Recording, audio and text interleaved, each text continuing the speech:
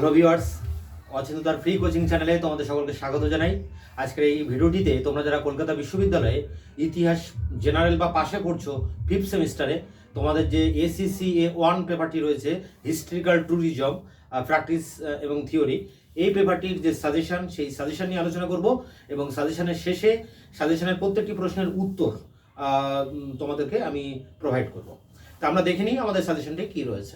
দেখো, fifth semester AC1 suggestion 2024, পেপারটির নাম হচ্ছে হিস্টোরিক্যাল ট্যুরিজম, মানে বাংলা করলে দাঁড়ায় ঐতিহাসিক পর্যটন। তার থিওরি এবং প্র্যাকটিসটা লিখতে হবে। এখানে তোমাদের দুটি গ্রুপ থাকবে, গ্রুপ এ এবং গ্রুপ বি। গ্রুপ এ তে 50 নম্বরের একটি প্রশ্ন লিখতে হবে, আর গ্রুপ বি তে 15 নম্বরের দুটি প্রশ্ন লিখতে হবে, 30, মোট 50 আর 30 80 নম্বর। এখন তোমরা গ্রুপ এ তে 50 নম্বরের জন্য যে প্রশ্নটা করবে, প্রশ্নটা এইভাবেই থাকবে যে তোমার দেখা একটি স্মৃতিসৌধ বা জাদুঘর বা লেখাগার, এগুলির উপরে একটি 1000 শব্দের প্রতিবেদন লেখো। এখন তোমরা এই স্মৃতিসৌধের ক্ষেত্রে তাজমহলটা কিন্তু করে যেতে পারো। এই তাজমহলটা করলে এটাই 100% তোমরা কমন পাবে, আর কোনো কিছুটা করা দরকার নেই। তোমাদের জাদুঘরেরও প্রয়োজন নেই, লেখাগারে পড়ারও প্রয়োজন নেই, শুধুমাত্র স্মৃতিসৌধ হিসেবে তোমরা তাজমহলটা পড়বে এখানে। তো এটাই ছিল তোমাদের সাজেশনের প্রথম প্রশ্ন। 50 নম্বরের একটাই প্রশ্ন 100% কমন, তাহলে বাকি থাকে আর 30 নম্বর, যেখানে 15 নম্বরে দুটি করতে হবে। তার জন্য তোমরা যে প্রশ্নগুলো করবে একবার দেখে নাও। প্রথম প্রশ্ন 1 নম্বর, মুঘল স্থাপত্য শৈলী। মুঘল যুগের যে শিল্পকলা, স্থাপত্য, ভাস্কর্য এবং চিত্রকলা, সেটাকে একত্রিত করে মুঘল স্থাপত্য শৈলীর বৈশিষ্ট্যটা আলোচনা করতে হবে। মুঘল সম্রাট আকবর, জাহাঙ্গীর, শাহজাহান, ঔরঙ্গজেব, এরকম ধরে ধরে কার সময় কি হয়েছে স্থাপত্য ভাস্কর্যে, সেগুলো কিন্তু মেনশন করে করে লিখতে হবে। 2 আছে, দেখো, সুলতানি যুগের ইন্দো সারাসেনিক শিল্পরীতি। সুলতানি যুগের সুলতানরা পারস্য বা ইরান দেশের যে শিল্পকলা তাকে অনুকরণ করেছিলেন। পারস্য দেশের শিল্পকলাকে বলা হয় সারাসেনিক শিল্পরীতি। সেটা যখন ভারতের অনুকরণ করা হয় তখন সেটা হয়ে যায় ইন্দো সারাসেনিক। প্রশ্ন আসতে পারে সুলতানি যুগের শিল্পকলা, এটাই কিন্তু উত্তর হবে ইন্দো সারাসেনিক শিল্পরীতি। আবার প্রশ্ন দিতে পারে ইন্দো সারাসেনিক শিল্পরীতির বৈশিষ্ট্যটি লেখো, তার মানেই কিন্তু সুলতানি যুগের শিল্পকলা। এখানে তোমরা এই 1 আর 2 অবশ্যই করবে, এখান থেকে একটা জেনুইন পাবে, মুঘল স্থাপত্য এবং সুলতানি যুগের স্থাপত্য। এই দুটোর মধ্যে তোমরা এখানেই একটা পেয়ে যাচ্ছ। এরপর আর একটি প্রশ্ন তোমাদের অ্যান্সার করতে হবে। তার জন্য তোমরা করবে, যেহেতু দেখো তোমাদের পেপারটির নাম হচ্ছে হিস্টোরিক্যাল ট্যুরিজম, মানে ঐতিহাসিক পর্যটন। এখন এই ঐতিহাসিক পর্যটনের উপরে দুটি প্রশ্ন তোমাদের করতে হবে, একটি তোমরা অবশ্যই কমন পাবে। প্রথম প্রশ্ন 3 নম্বরে আছে, দেখো, পর্যটন পরিচালনার বিভিন্ন পর্যায়। কিভাবে পর্যটনকে পরিচালনা করবে তার পর্যায়গুলো কি।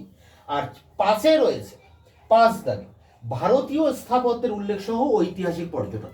তো ভারতীয় স্থাপত্যের যেসব জায়গাগুলো রয়েছে, ভিক্টোরিয়া মেমোরিয়াল হল, হাজারদুয়ারি, তাজমহল, সাঁচি স্তূপ এবং আরও যেসব স্মৃতিসৌধ রয়েছে, এইগুলোকে একত্রিত করে লিখতে হবে আমাদের ঐতিহাসিক পর্যটন। তাহলে পর্যটন থেকে তোমরা দুটো প্রশ্ন করবে, এক হচ্ছে পর্যটন পরিচালনার বিভিন্ন পর্যায়, আর একটা করবে ভারতীয় স্থাপত্যের উল্লেখ সহ ঐতিহাসিক পর্যটন। এই ঐতিহাসিক পর্যটন আর পর্যটন পরিচালনার বিভিন্ন পর্যায়, মানে 3 আর 5, এই দুটো থেকে কিন্তু একটি অবশ্যই পাবে। তোমাদের দুটো করতে হবে, 1 আর 2 থেকে একটা পাবে, 3 আর 5 থেকে একটা পাবে।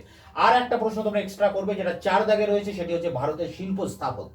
দেখো, ভারতীয় শিল্প স্থাপত্য তোমাদের আলাদা করে পড়া লাগবে না, তার কারণ ভারতীয় শিল্প স্থাপত্য বলতে প্রাচীনকালের যে শিল্প স্থাপত্য, সুলতানি যুগের স্থাপত্য এবং মুঘল যুগের স্থাপত্য, এগুলো একত্রিত করেই কিন্তু তৈরি হবে ভারতের শিল্প স্থাপত্য। তোমরা 1 আর 2 পড়ছো মুঘল স্থাপত্য এবং সুলতানি যুগের স্থাপত্য, সেটাকেই একসাথে কম্প্যাক্ট করে লিখতে হবে ভারতের শিল্প স্থাপত্য। তাহলে এখানে 5টি প্রশ্ন থাকলেও মূলত প্রশ্ন কিন্তু 4টি।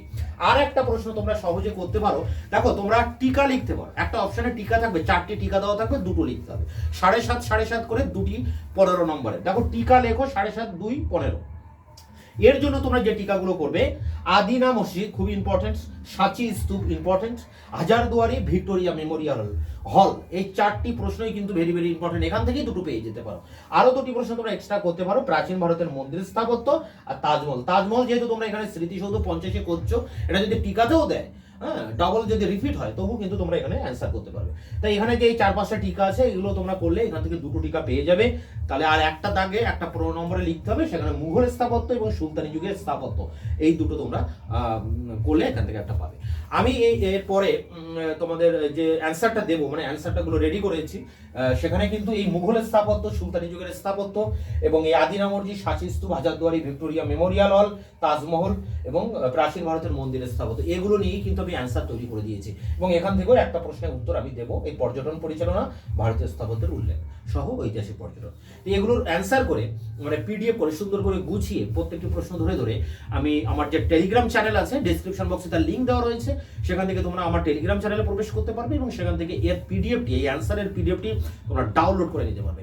তোমাদের আরেকটি যে পেপার রয়েছে ডিএসসি পেপার, যেটা ইউরোপের ইতিহাস, আধুনিক ইউরোপের ইতিহাস, তার সাজেশন আমি আমার চ্যানেলে আপলোড করেছি, দেখে নিতে পারো।